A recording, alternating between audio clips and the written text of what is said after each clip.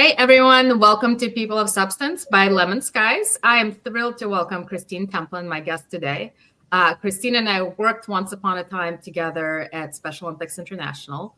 And Kristine is Chief Development and Marketing Officer for Meals on Wheels. We'll get into that in a little bit. But I just wanted to give you a chance to introduce yourself, Kristine. Oh, well, thank you. Thank you so much for having me. It's been a long time. So, so I'm Kristine Templin. Like Olga said, I'm the Chief Development and Marketing Officer for Meals on Wheels America, which is the national association that represents the Meals on Wheels network. There are 5,000 senior nutrition programs all across the country. And we provide advocacy, education and training, grant funding, you name it, to all of those programs. And so I've been with the organization for about 9 years now. Yeah. So your journey to nonprofit sector, and if people look at your biography, I mean, it really is like who's who of nonprofits, right? So you were at St. Jude's, we worked at Special Olympics, you worked for the Red Cross, the National Red Cross. How did you end up with nonprofit sector?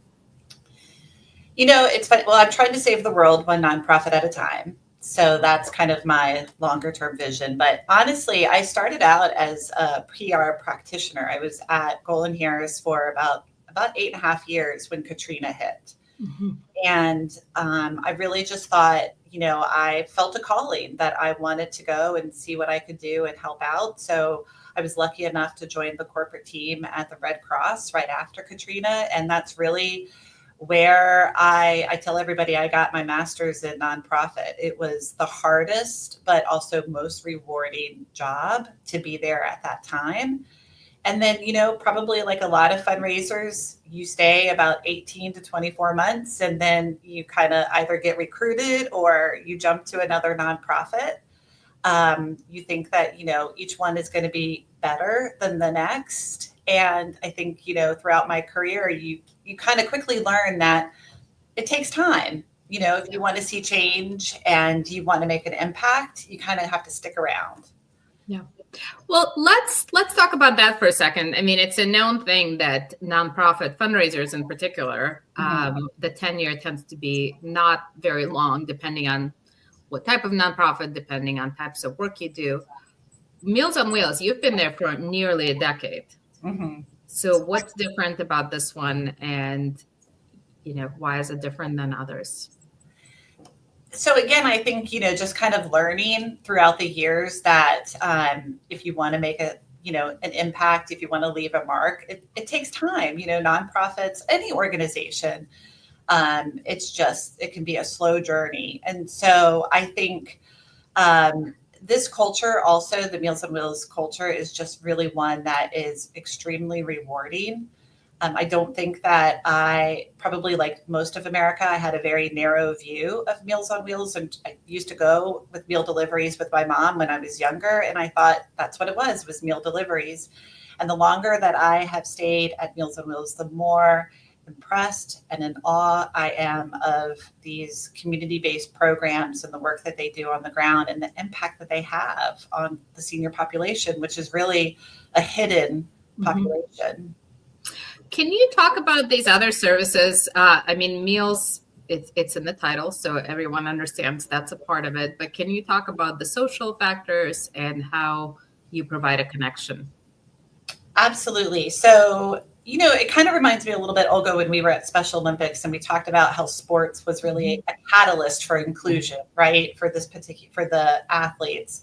It's the same with the meal, that the meal is really the catalyst. And when there's a knock at the door from a volunteer, that's when transformation for a senior really happens, because the volunteer becomes the eyes and the ears in the home. They have the trust to kind of cross that threshold into the home, and they can see what other services that senior might need.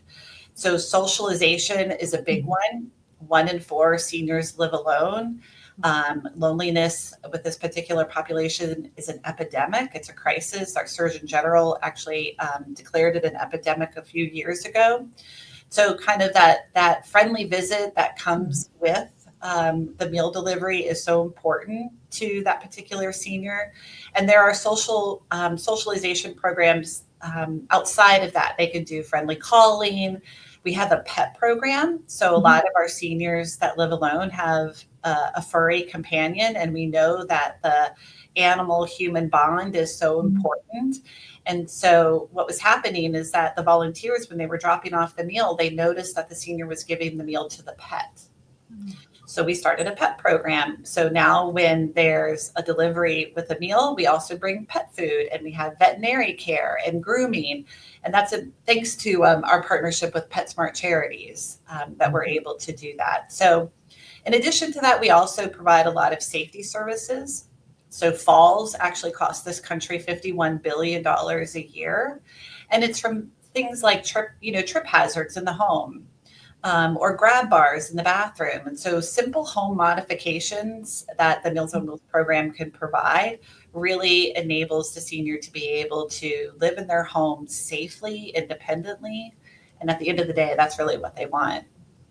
So you mentioned that it's sort of the hidden population, and I wanted to probe that a little bit. To your point, I mean, Meals on Wheels is obviously one of the largest. The scale of the work you do is enormous, but it's not as visible maybe as some of the other charities. What is it about the senior population that makes us? Are we not paying attention? Are we not willing and ready to think about that because it might be us one day? Like, what is it about that particular population? It's a really good question. And, I think that we are a culture that just doesn't embrace aging, even though, to your point, it happens to all of us. And what a privilege to be able to age. And, the aging journey is different for all of us. There might be some mobility challenges as you get older, transportation challenges that as you get older, you might face financial hardship as well. There's a lot of different factors that come into play when you start to age. And I just think that this is a culture that isn't willing to have that conversation, embrace it. And the reality is that the majority of the seniors that Meals on Wheels serves are homebound, meaning they're isolated in their home and they have mobility challenges. And so it's a little bit of an out of sight, out of mind as well. And I think, the population is like, that won't happen to me, but you actually don't know what your circumstance is. And it could happen to you one day. So I think that, many of us, oftentimes we pity the elderly, and the reality is that this population has so much to offer and has offered this country. They have wonderful stories to share, wisdom to give. They're funny, they're lively. And so I think that this is, in many ways, I think we really lose out on not embracing this particular population. Yeah. So to kind of pivot a little bit to the work part of the work you do for Mission, you oversee both marketing and development. And some organizations group those two together, but many keep them in kind of separate silos. Can you talk a little bit about the development hat and the fundraising hat and how they interface, and what are some opportunities that you're able to take advantage of? Yeah, I've been at organizations that have done both. And I would say for the majority of my tenure at Meals on Wheels, I was just the chief development officer. It's been within probably the last 18 months that we've kind of merged the two teams together. And, I think that with that, it's just such opportunity for deeper collaboration, for connecting the dots. I think fundraisers, inherently we're trained to be a bit competitive, right? Like, it's all about kind of making sure that you achieve your revenue goal, getting credit for a particular revenue goal. But when you bring the two teams together and you start to have some shared accountability around not just revenue, but also awareness and engagement, and you can kind of see how the different marketing channels and assets can support both, your fundraising goals, but also your stewardship goals, your cultivation goals, your lead generation goals, all of that. I think that it just it just creates a better working environment.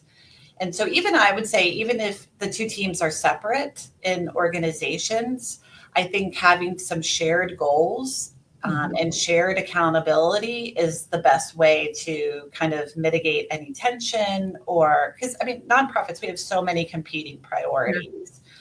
And we can't do it all, and the channels can't do it all. And so I think it's really just prioritizing and focusing and having kind of, again, that shared goal and alignment. You know, what I've always noticed, marketing always, and I've been on both sides like yourself, marketing always wants to tell about wins, right? Like positive things. And in development, you really have to articulate some gaps and some needs that are unmet. And I think that's where sometimes the tension is introduced. Yeah, for sure. And then you've got programming, right? And so you've got marketing and development and programming and advocacy and membership, all different audiences, all different communication needs. You know, the programming team wants to be seen as a thought leader and a think tank and a researcher. Very different messaging, you know, that you wouldn't necessarily want for your donor base. And so, again, it is challenging navigating and managing it all. But I think, again, that's where I would encourage like the leaders of the organization to come together and really help the teams prioritize and focus and have that shared goal. Yeah, that makes sense. Can you talk a little bit? I saw you recently launched a new campaign, And the Wait. Can you talk a little bit about that? Yes. So last year we launched a new 5-year strategic plan. And with that, a bold goal, and that was to reduce or eliminate all of the wait lists. So right now, 1 in 3 Meals on Wheels programs have a wait list, which means that there are seniors waiting for Meals on Wheels services. And sometimes these seniors are waiting 2 months, but they could be waiting up to 2 years for it. So in addition to that, and we're just making sure that, you know, any senior who needs Meals on Wheels is able to receive it. So we launched a new bold, it's not just a call to action, if you will, but a bold goal to help us in the wait. And this was basically like, we are tired of waiting for additional funding and resources and volunteers, waiting for America to care.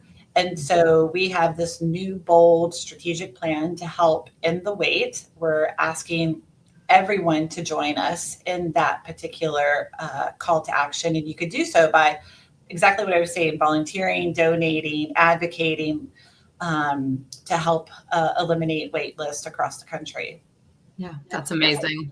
Well, and I imagine that really lends itself also. I mean, the impact is so concrete from fundraising standpoint. It's pretty incredible to have that kind of platform.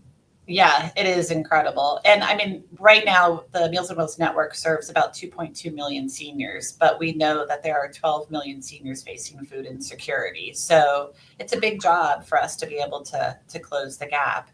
And less than 1% of philanthropy actually supports the organizations that support the aging population.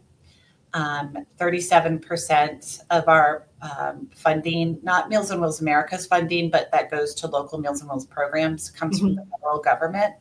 Yeah. So there's a huge need right now for increased attention, awareness, revenue. Yeah. Yeah. Well, it's a very challenging time in terms of funding and kind of where philanthropy is headed as well. Absolutely. So, Kristine, for the fun part of this conversation, and we've done it in different ways, right? Like we've done truth and lie game, we've done all kinds of fun things.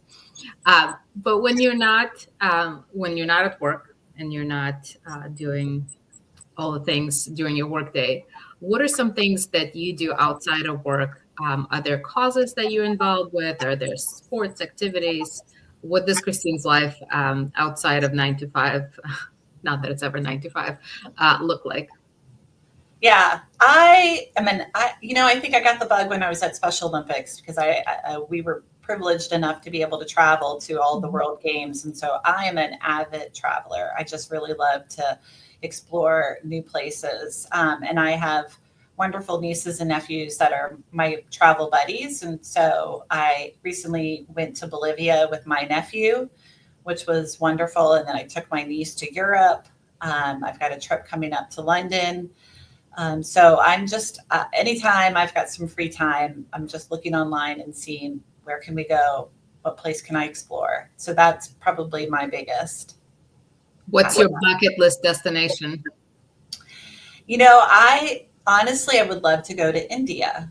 Mm-hmm. I like to go to any place where I just feel completely outside of my element. I felt that way in Bolivia, and it was just so beautiful, and I just love the culture and the people there. And so I've always wanted to go to India. Wow, that's very cool.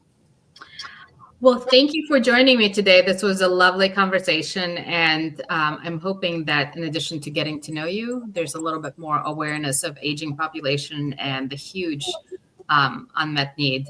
That 12 million figure that you shared is really actually pretty jarring to me. So I hope there's a little bit more awareness of that. Thanks, Olga. I appreciate it. Thanks, Kristine.